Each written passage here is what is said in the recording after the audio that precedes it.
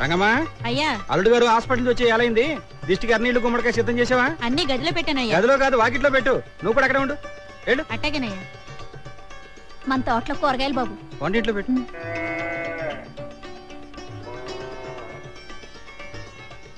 అరే దోళ్ళకి మేత కూడా వేయకుండా వెళ్ళిపోయారు వీళ్ళు.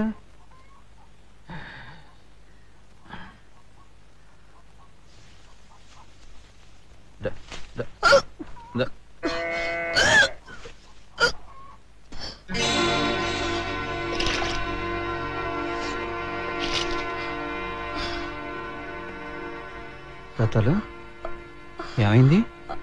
అది అది ఆ పోతరాజు గడి పాపమేనా? అవునయ్యా, ఆ పోతరాజు కడుపులో బిడ్డకు తనకు సంబంధం లేదంటున్నాడు. ఆ ప్రెసిడెంట్ గారిని న్యాయం చెప్పమని కాళ్ళు అట్టుకుంటాను. నువ్వు చూడు, అల్లుడు గారు హాస్పిటల్ నుంచి రాగానే ఈ సంగతి తెలియడం ఆయన ఆరోగ్యానికి మంచిది కాదు. నీకు పుణ్యం ఉంటుంది, ఎవరికి చెప్పొద్దు. కడుపులో బిడ్డకు తండ్రి ఎవరంటే? ఓ పని చేస్తే తీసేస్తే అందరికీ మంచిది. మరి నా దగ్గర డబ్బు లేదు. ఓ పంచి ఈ ఉంగురు అమ్మి తీసుకో. రత్తాలు, ఈ విషయం మనిద్దరి మధ్య ఉండాలి. అల్లుడు గారికి అని తెలిస్తే అందరినీ చంపేస్తాడు. నీకే లోటు రాకుండా అన్ని ఏర్పాట్లు నేను చూస్తాను. అమ్మతోడు.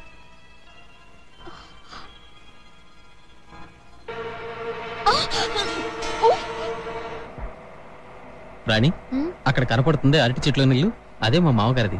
మీ మామగారి ఇల్లు కాదండి, మా నాన్నగారి ఇల్లానండి. నమస్కారం పేషెంట్ గారు. ఏంటా?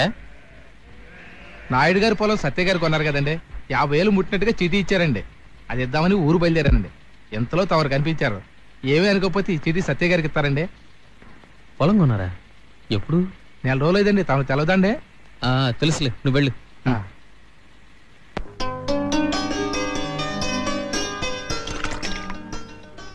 నువ్వు వెళ్ళు. నమస్కారం సార్. నమస్కారం. మీరేమిటండి ఇలా వచ్చారు? మీతో చిన్న పని.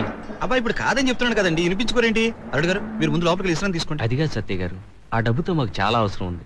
లేకపోతే ఇచ్చిన డబ్బుని ఎందుకు వెనక్కి అడుగుతాం, పైగా ఈ టైంలో? కాదండి, ఆ డబ్బు బాధ్యత నాది. అల్లుడు గారు ముందు మీరు లోపలికి వెళ్ళండి, నేను వాళ్ళతో మాట్లాడతాను. వెళ్ళండి. పాపం వాళ్ళు ఎంతో అర్జెంట్ ఉంటే గానీ ఇచ్చిన అడ్వాన్స్ తిరిగి అడగరు కదా. వెళ్ళి 50,000 తీసుకురండి.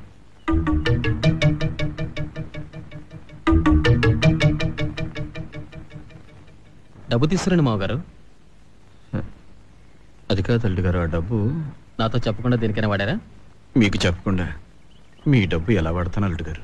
మరి ఆ డబ్బు బీరువాలోనే ఉందిగా.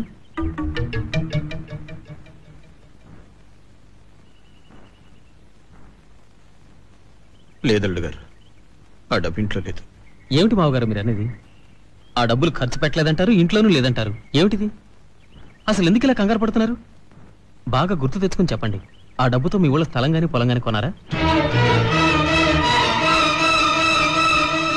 చెప్పండి మావగారు. మీ అనుమతి లేనిది మీ పొలంలో చిన్న చెరుకు ముక్క కూడా తినలేని మామగారు మీకు చెప్పకుండా అంత డబ్బు ఖర్చు పెడతాడు? చెప్పండి అల్లుడు గారు. నేను ఇప్పుడే ఇక్కడే జవాబు చెప్పగలను, కానీ అది నా నమ్మకానికి మీ జీవితానికి రెండింటికి అవమానం. నాకు పిచ్చెక్కక ముందే ఆ డబ్బు ఏం చేశారో మీ నోటితోనే చెప్పండి, లేకపోతే నేను చచ్చినంత ఒట్టు. ఏమిటి నాన్న ఇదంతా?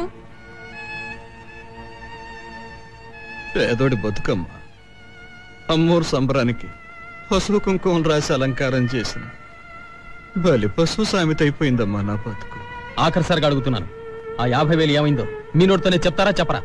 చెప్పండి నాన్న, ఆ 50,000 ఏమయ్యాయి? ఏం చెప్పమంటారమ్మా? ఆ 50,000 నీ అన్నకిచ్చిన నువ్వే నేనే ఇచ్చానండి అని చెప్పనప్పుడు, తీసుకున్న నీ అన్న తీసుకున్నాను అని ఒప్పుకోనప్పుడు నేనేం చెప్పగలనమ్మా? ఏమిటండి మీరనేది? నేను మా అన్నయ్యకి డబ్బు ఇవ్వడం ఏంటి? దేవుడి సాక్షిగా నాకేం తెలియదండి. ఏమండి, నా తాళిబొట్టు మీద ప్రమాణం చేసి చెప్తున్నాను, వాడికి నేను ఒక్క పైసా ఇవ్వలేదండి. బావా, నేను పనికి మాలి వాడిని, కానీ నా చెల్లెలు కాపురం కూర్చేత నీచుని కాదు బావా. ఒకసారి జైలుకి వచ్చిన పాపానికి నన్ను శాశ్వతంగా దొంగం చేయకండి. సత్యయ్య గారు, మీ కాళ్ళు పట్టుకుంటాను, నిజం ఒప్పేసుకోండి. రంగా, ఇది డబ్బు ప్రశ్న కాదయ్యా, ఒక నమ్మకానికి 2 జీవితాలకి సంబంధించిన సమస్య. నా మీద దయించి ఆ రోజు నువ్వు 50,000 రూపాయలు పొలంలోకి తీసుకొచ్చి నాకు చూపించావే, ఆ విషయాన్ని అల్లుడు గారికి చెప్పు. అల్లుడు గారిని నేనేమనకుండా నేను చూసుకుంటాను. చెప్పు. చాలా నోర్మై, ఇంతవరకు పెద్ద మనిషిని ఊరుకున్నాను. నీకు అన్నం పెడుతున్న దేవుడు మా బావ, ఆయన మీద ప్రమాణం చేసి చెప్పు. నేను జైలు నుంచి తిరిగి వచ్చాక ఎప్పుడైనా ఎక్కడైనా నిన్ను కలిసానా? రంగా, సత్తయ్య గారు, రంగు బయటపడ్డా కూడా రంగ నడిపించాలని చూడకండి. ఆ 50,000 ఏం చేశారో నాకు బాగా తెలుసు. కానీ నా లక్ష్మి, ఆ లోకంలో ఉన్న నా లక్ష్మి కోసం మిమ్మల్ని వదిలేస్తున్నాను.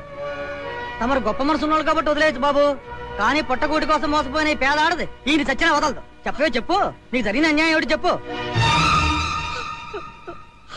బాబు, ప్రెసిడెంట్ బాబు, మీరే నాకు న్యాయం చేయాలి. ఈ పెద్ద మనిషి నాకు 50 ఏళ్ళటి పొలం కొనిస్తానని ఆశ పెట్టి నన్ను పశువులా ఆడుకొని మోసం చేశాడు బాబు. ఈయన వల్ల తల్లిని కాబోతున్న నేను అన్యాయం చేయకండి అని ఎడితే కడుపు తీయించుకోమని ఉంగరం నా మోకారు కొట్టాడు బాబు.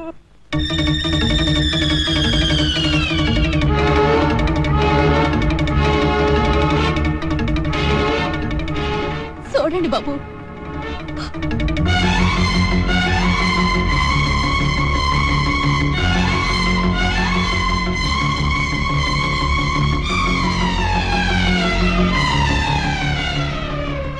అల్లుడు గారు, ఇదంతా నాటకం.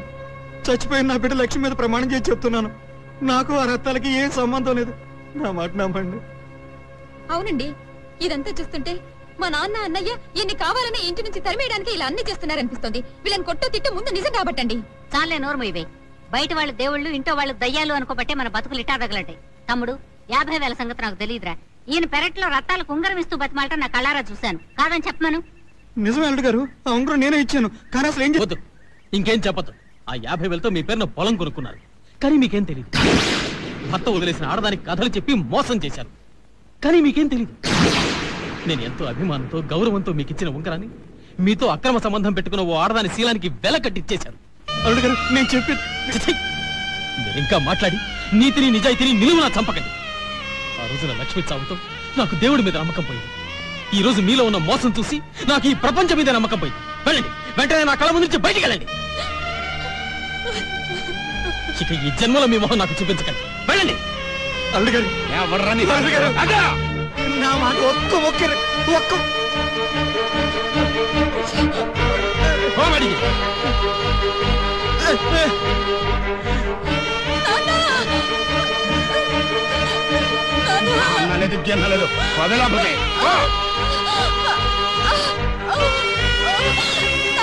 పో లోపలికి.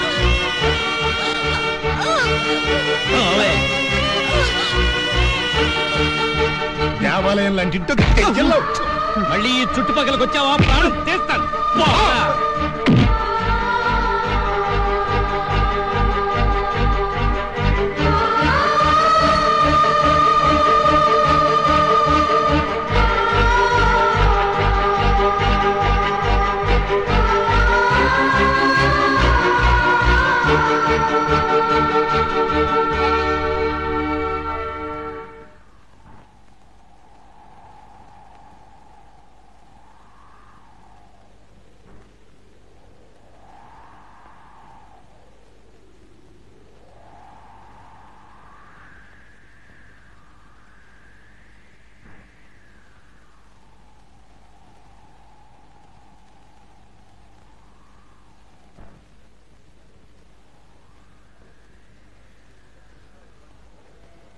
ఏంటి సత్య, ఇదేనా రావడం? అల్లుడు గారు బాగున్నారా? ఆసుపత్రి నుంచి వచ్చేసారనుకుంటా. ఏంటట్టాగున్నావు? ఒంటో బాగోలేదా?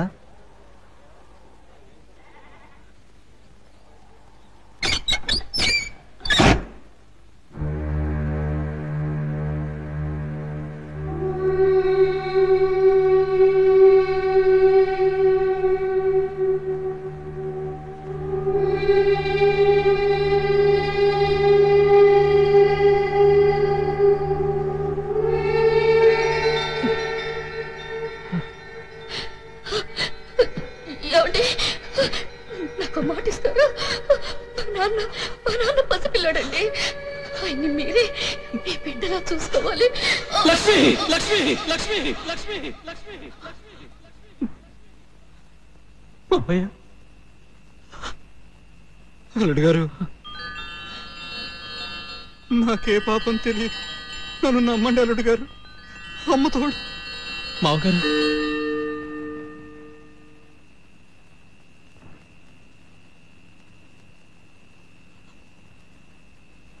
చూసారా, మీ మావయ్య గారిని దోషి అనడానికి మీ మనసే ఒప్పుకోవడం లేదు. ఇప్పటికైనా నా మాట వినండి. పొద్దున్నే వెళ్ళి నాన్నగారిని తీసుకురండి. నిజాలు ఆవేశంతో కాకుండా ఆలోచనతో నిర్ణయించండి. ఇదెక్కడ అన్యాయం అండి? మీ మాటలు నమ్మి మీరు చేసిన పాపాన్ని ఆ సత్తయ్య చేశాడని 10 మంది ముందు చెప్పాను. దానికి మీరిచ్చేది 1000 రూపాయల. నేను ఒప్పుకోను. ఒప్పుకోకపోతే ఏం చేస్తావు? ఏ శాతనా? ఇప్పుడే ప్రెసిడెంట్ గారితో నా కడుపులో బిడ్డకి తండ్రి మీ నాన్నని చెప్తాను. ఆ 50 ఏళ్ళు కాజేసి నాటకం నడిపింది నువ్వేనని చెప్తాను. ఈ 1000కి ఇంకో 4000 కలిపి 5000 దాని ముఖాన్ని కొట్టు. 5 పైసలు ఇవ్వను. పోనీ నా వాటాలు ఇవ్వరా? నీ వాటనా? అదెక్కడుంది? ఈ 50,000 నా కష్టాజితం. నేనెందుకు ఇవ్వాలి? ఓరి నా కొడక, ఇప్పుడు దానికి గనక డబ్బు ఇవ్వకపోయావంటే మన ఇద్దరు చరిత్ర ఊళ్ళో టంకేసి చెప్పుద్రా. నాకేం నష్టం లేదు. ఇప్పుడే ఊరి నుంచి పారిపోతాను. అగా ఒక 25,000 రూపాయలు నా చేతిలో పెట్టి మరీ కదులు, లేకపోతే అసలు దొంగ నువ్వేనని ఇప్పుడే చెప్పేస్తా అల్లుడు గారికి. నువ్వేంట్రా చెప్పేది? ఎక్కడున్నాయో తీరబడి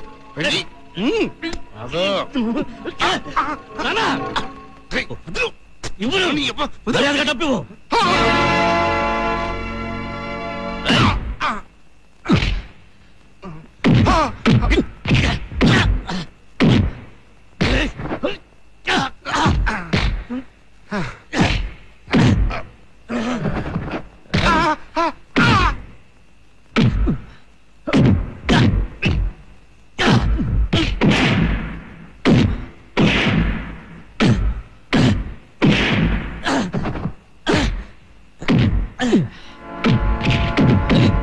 ఇంట్లో తిని ఇంటి వాసాలు లెక్క పెట్టిన ఎదవల్ని ఇక్కడెందుకు రా కట్టేస్తావు?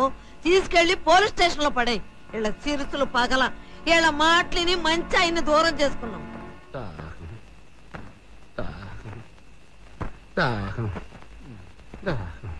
దాహం వేస్తుంది అన్నా.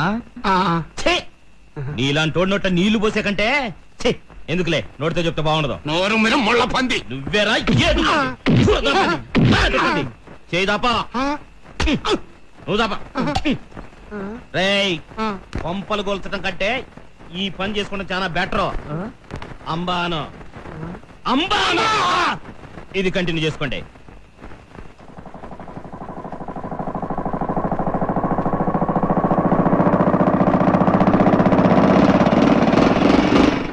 రండి బాబు రండి. ఎన్ని కట్టాలు నా గుండెల్లోనే దాచుకొని నలుగురిని నవ్విస్తుండేవాడు. పొద్దు పొడిచిన దగ్గర నుండి నిద్ర అయ్యేదాకా గలగలా మాట్లాడేవాడు. అట్లాంటిది నిన్న ఏమడిగినా నోరెత్తకుండా ఇంట్లోకి వెళ్ళి తలుపు మూసుకున్నాడు బాబు. సీమకు కూడా అపకారం చెయ్యని మనిషి. ఎవరేమన్నారో గుండె పగిలేటంత కట్టమే వచ్చిందో, తీరా చూసేసరికి ఇది పరిస్థితి.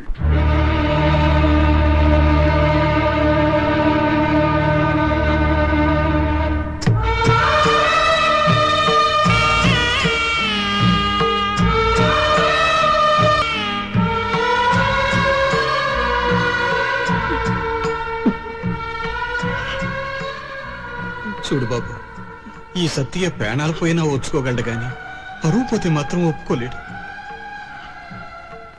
ఇక మీరు నాకు అల్లుడు కాదు, నా కొడుకు. నాకు తల కొరివి పెట్టాల్సింది మీరే బాబు.